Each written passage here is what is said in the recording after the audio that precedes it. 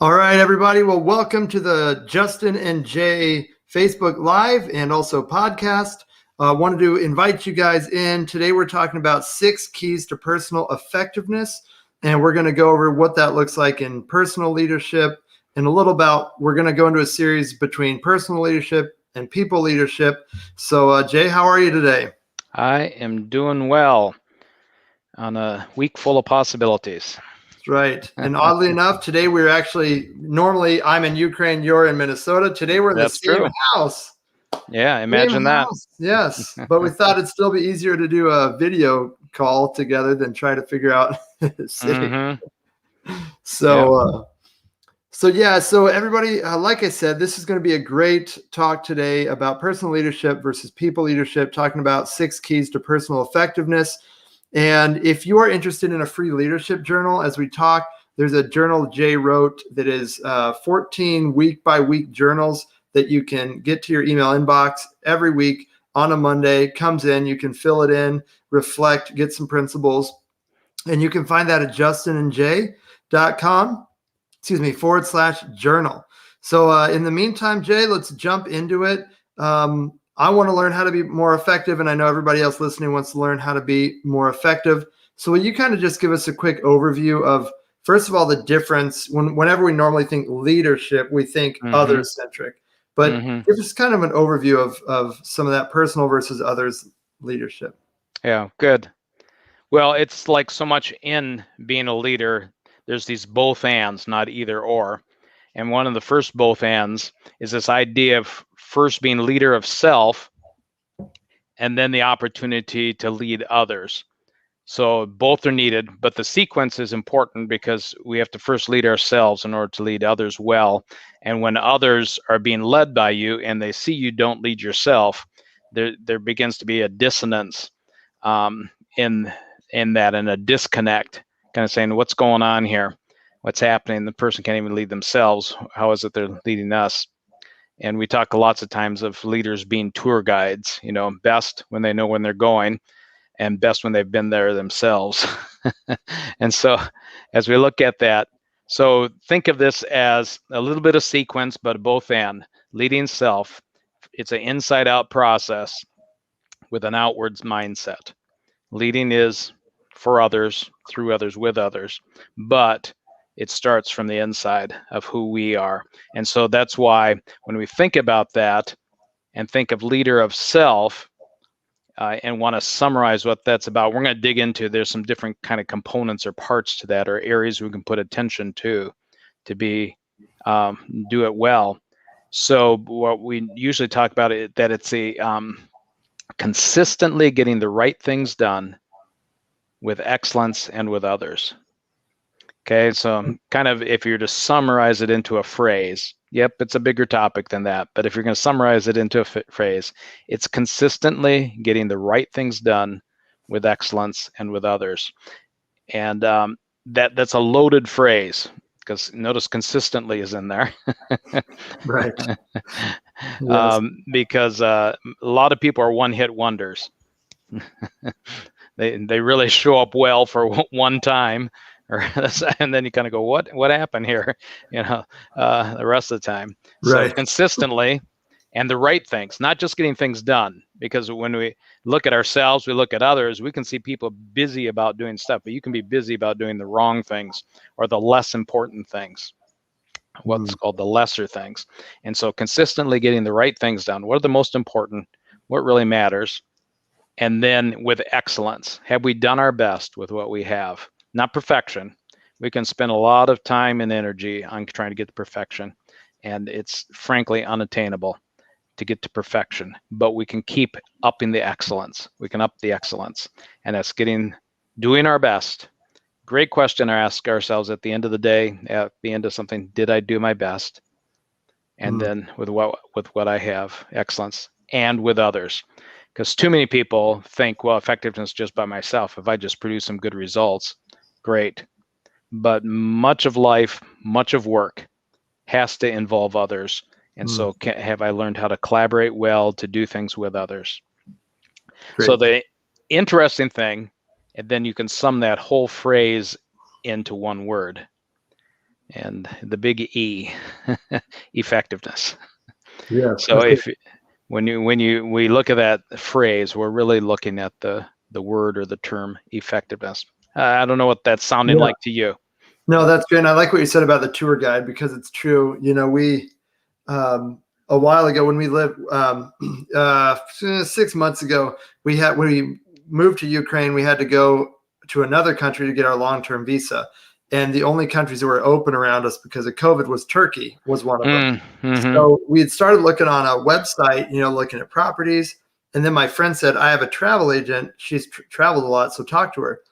Connected with her, and she said, where are you thinking of going? And I showed her. She goes, no, don't go there. It looks good on the pictures, but the food's bad, service is bad, it's not great. But this one I've been to too, and it was so great, and it was awesome. And I think that is true. You can't lead others well if you haven't been there, if it's all out of kind of theory or what you think. And I don't know who said it. I guess I'll take credit because I don't really know. No, I'm just kidding. John Maxwell or somebody, but it's like, you can't lead others if you can't lead yourself. First you lead yourself, then you can lead another, then you can lead a team, then you can lead a business. It's kind of step, but it does start with leading yourself. And honestly, probably the hardest person to lead is yourself. At times, that's true. At times, that's true. And back to that idea of tour guide in your illustration, great illustration, and talking to this individual about where you're headed in Turkey. I don't know if you've ever heard this statement, but it was really a great caution that says, as leaders, let's not be tour guides passing out brochures to places we've never been. And so, good. So good. Dig in there, do the work ourselves, pave the way for it. Yeah. And that kind of, this is off topic, but that goes back to me, in my mind, to servant leadership. Being someone who's willing to do the work first and then empower others to do it, instead of this kind of high level kind of ivory tower, like intellectual, just trying to tell people what to do. And I realized that actually in business school. I went to school in London for business. And at that time I was older, and I had already had a few entrepreneurship initiatives that I had worked on and tried. And a lot of the times I was like, that's not how it is at all. Like, that's in my theory, but it wasn't practical. Yeah. So I think that's really helpful. And how do you, and just so you listening know, we're going to we're going to give an overview of personal leadership today. And then over the next few weeks, we're going to dig into specifics, because there are about 6 ways that Jay likes to talk about that sum up this, how to be a better personal leader and effective. And as we dig into these, we're going to do a quick overview right now, but then over the next few weeks, we're going to stay on this topic. So make sure to like the page, follow the notifications so you're joining. So first of all, Jay, why don't you give us an overview of what are those ways to become a more effective as a personal leader? Yeah. It's a big topic, but a good way to kind of simplify it down is kind of 6 areas that I really encourage people to focus on and kind of can get their arms around. So the first area is the idea of credibility. You just really won't be very effective at all unless you are trusted and respected and people believe who you are. And we'll dig into that, what that means. But credibility is the first big area. Second is what we call EQ, which is short for emotional intelligence. And the idea of that self-awareness of who I am and how do I use my imagination and my self-awareness and so on to do well. That leads to our social awareness. Is made up of 2 big areas, self-awareness and then social awareness and how I interact in relationships with others. So in the EQ area. The third area is decision making. What I really found is probably one of the biggest ways to up your effectiveness is the quality of your decisions. And as we spend time, and we'll certainly dig into this, there are things that we can do that cause us to that our choices, either for ourselves or with others, are of much higher quality than they used to be. How do we enhance the quality of our decision making? Okay, so credibility, EQ or emotional intelligence, and then decision making. So those are the first 3. The fourth area is collaboration. Again, I kind of mentioned this as we were doing the bigger overview of leader of self, but this idea that we have to be able to work well with others in some way. And in fact, we don't have to be great pals. We don't have to spend time outside of work with people and things like that. But we do have to have a quality in a relationship and such that we can have candid dialogue, that we listen well and we learn together and we experiment together and try things together and learn together and reflect together. Okay. So number 4 is collaboration. Number 5 is action. So many times people have great ideas, have good things of organizing themselves and coordinating things and things like that, but they just never seem to get started and take the first step and then the next step and actually carry something out. And in doing so, actually deliver something. That's great. Yeah. That reminds me, I'll just pause you for a minute. Yeah. That reminds me of when we lived in London, actually, I was on the Tube, the London Underground called the Tube. And there was I don't remember who said it, was an older historic guy. He said, an ounce, let's see, how's it go? An ounce of action is worth a ton of theory. Yeah. I like that. I like that. Yep. That's good. Yeah. So we'll explore some things under there about how the importance, not just the importance of action, but how do you get to those places? Because many times a big thing here is just courage to take that first step, courage to get that first thing done in that project, that initiative, that program they're trying to do. So action is number 5. And then last but not least is renewal. And the idea there for so many folks, again, this is a little bit back to that one-hit wonder idea.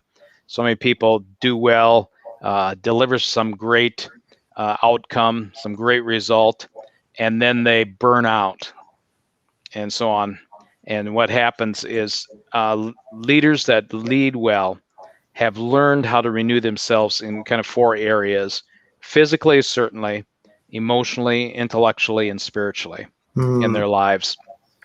And so that renewal, that you'll see so much in life, the need for renewal, whether it's things around the household, whether we're changing the oil on the car, that we're putting gas in the lawnmower, putting those types of things, but also in our relationships, in our minds, and growing. Most of us at 30 or so begin to plateau in our, just based on natural talent and living off of natural talent. And so how do we renew intellectually and study in our base of school of knowledge that we have and experience that we can, so there renewal there. And then at the deep core of ourselves spiritually, how are we renewing?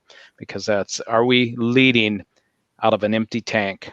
Or are we leading out the overflow of who we are? And so renewal is so important.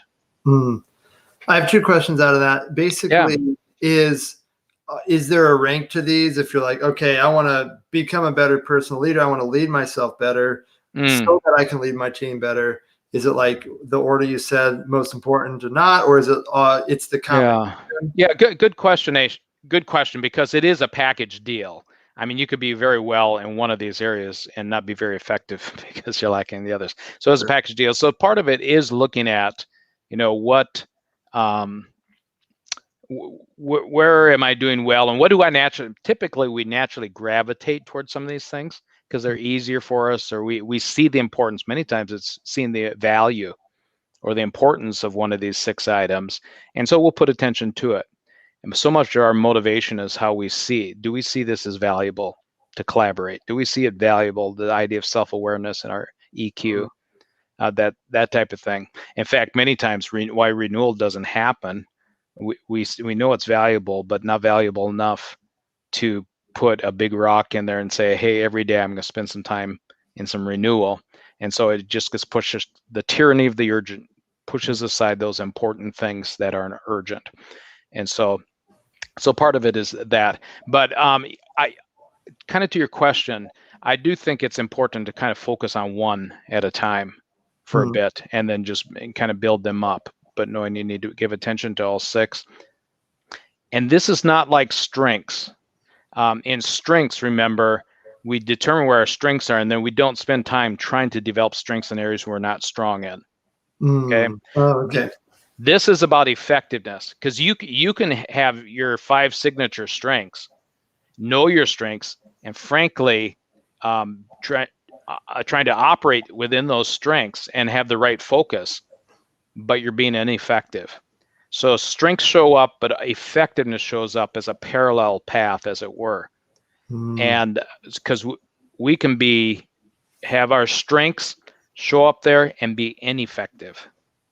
We don't deliver results. We don't deliver with excellence. We're not focused on the right things consistently. Those types of things. So it's a parallel. Here's a little bit of that duality, or those both hands again. The idea of knowing your strengths, operating your strengths, but also learning what it is to be effective. Go ahead. No, that makes sense.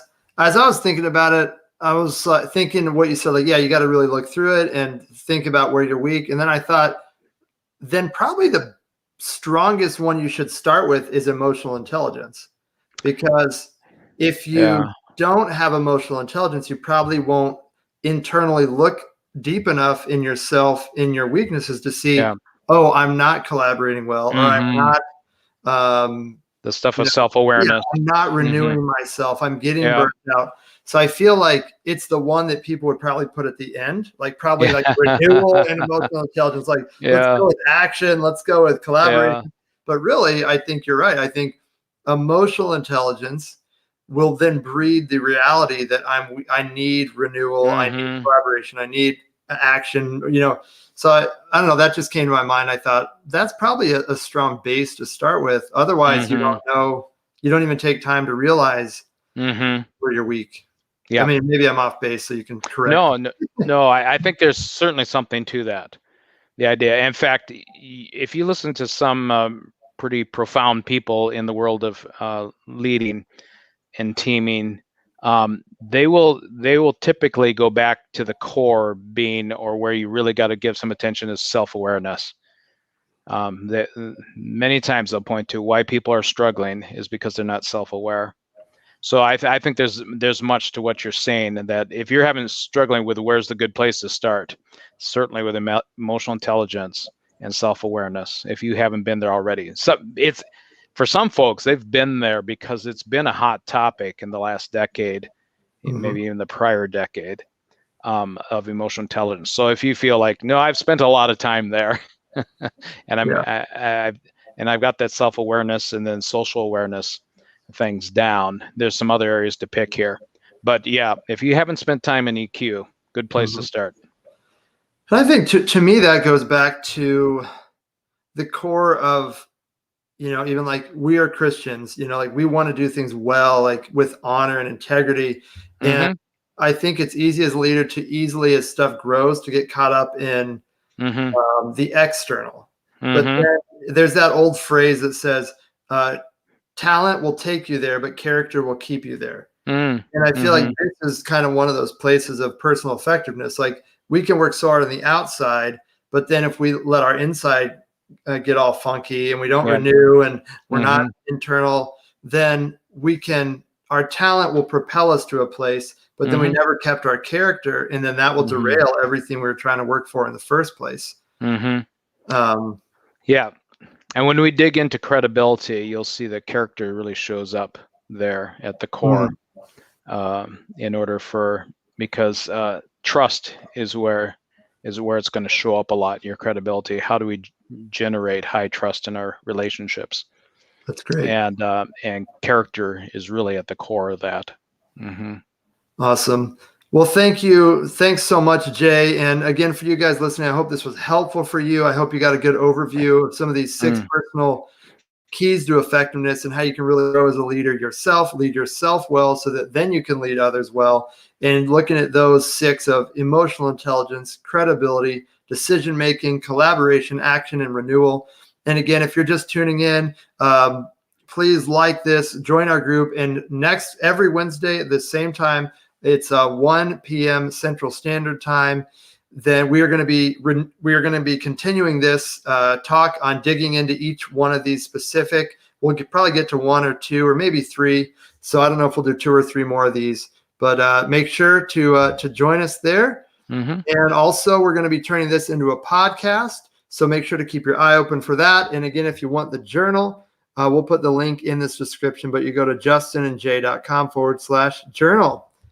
All right. Yes. Well, thanks, Jay. I appreciate your insight, and we look forward to seeing everybody next week. Yeah, enjoyed the time with you, and thanks to everyone that's joining us. Wish you well. Thanks, Jay. Bye-bye. Bye.